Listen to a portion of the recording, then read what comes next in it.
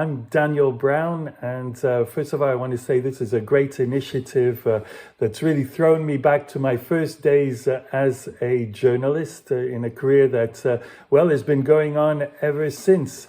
I'm convinced that my 1 year as a freelancer collaborating with you, that was 1989, 1990, really put me on the path here in Europe after a couple of years reporting in the United States.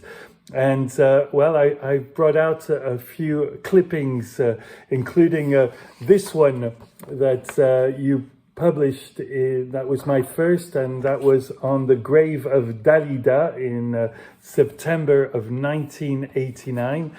There was also, this is the cover of a Paris Passion, which described, in which you published an article that I wrote on Malik Ousekine and the police brutality that led to his death, and quite a shock to all the, to the people in France at the time. But the one that I perhaps put the most work and investment was this 2-month investigation that Paris Passion helped me with, really guided me from A to Z, and I'm eternally grateful.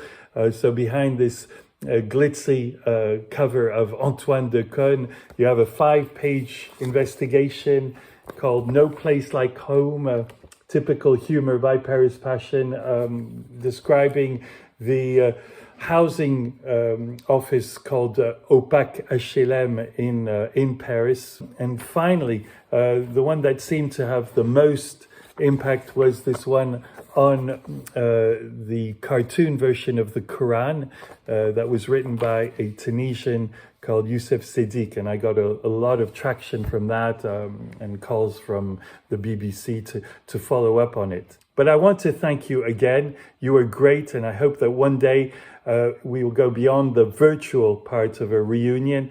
Why not think of a 50th anniversary in Belleville, as it's perched up above Paris with a great view, a popular atmosphere, all different social and economic classes, which I think all of this is a faithful reflection of what Paris Passion was all about. Thanks. Sorry for being so long-winded. Maybe you can edit it a bit, but I really appreciate this window and opportunity to display and share my gratitude to you, Robert, and all your team for what you gave me.